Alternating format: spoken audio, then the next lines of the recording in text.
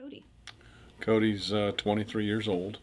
He was involved in a drunk driver hit Cody from behind in Phoenix, Arizona, January 2013.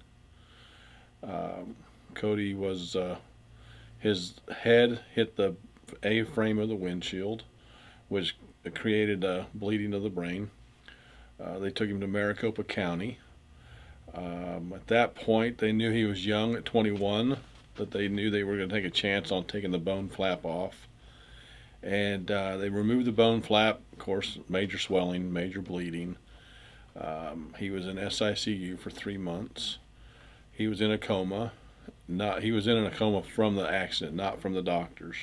They didn't put him in a coma. He was on a lot of pain meds. They didn't want him to wake up because it would have created more of an issue for him. Cody's biggest issue was the damage on the left side of the brain, and his ventricles were extremely dilated. Therefore, his cranial fluid couldn't flow properly. But we had the valve inserted in the back, but that valve was open all the time.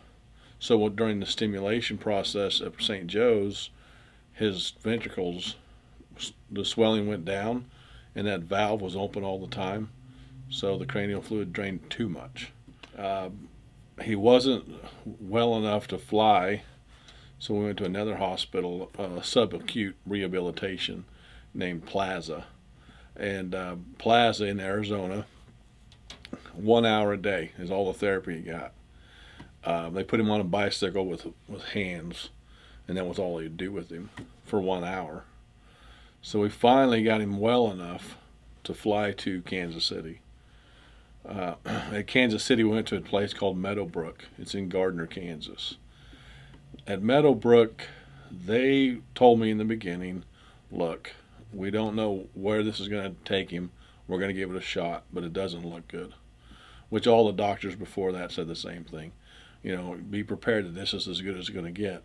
Once he started coming around, it just every day it was something new. I mean, it was a thumbs up. He was moving his eyes. He was tracking people, and he started motioning for people to with his left hand to come towards him. He would squeeze your hand, throw you a ball. His right side was paralyzed. Through rehab there at Meadowbrook, they started making him use it. He started throwing a baseball again. He started walking there went from a wheelchair to a walker. We left there to go to Craig's rehab in Denver for a month. We'd been there 13 months with Meadowbrook. We felt it was time to go home, get him out of the hospital setting. When we arrived home, he was still in a wheelchair, and we had our house remodeled to fit this wheelchair. New floors, the whole deal. 2 days after we was home, he refused to use the wheelchair. So he went with me to Walgreens, put his arm around my neck, and I walked him into Walgreens. Got a walker, and he walked out with it. A month after that, he wanted a cane. A month after that, we took the cane away from him because he started using it as a weapon. So, our speech therapist in Hoisington, Kansas, she actually came from Kansas City. She started working with Cody several months before she told us about the Aphasia Center. When she did tell us about the Aphasia Center, she said, look, I think he's ready for this. I didn't tell you in the beginning because I didn't want to get your hopes up. But she said, I believe he's ready for a school like this. And she suggested this Aphasia Center here. Looked you guys up online and gave you a call. It all worked out great. We came down here. You guys have noticed how good he is with his humor. He has made great progress in 4 weeks. I believe when we're with him every day as caregivers, we see things, but if somebody doesn't see him for a month, they really see the improvements. But being here, the second week we was here, we started noticing he was already talking with short sentences. The biggest thing he does now is when you say a new word to him, he repeats it 3 times. And the next day, he might need a little assistance saying the word, but he'll say it. Oh, yeah. He'll remember, oh, yeah, yesterday, yeah.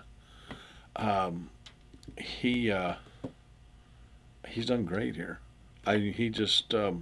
He wants to go to school. The first week he wanted to go home, but he was homesick. The second week, he started getting that routine. He gets himself out of bed at 8 o'clock in the morning, takes his own shower, fixes his own breakfast, and he's ready to walk out the door. And most of the time, he's pulling on me. Let's go, let's go. Looking at my watch. Let's go.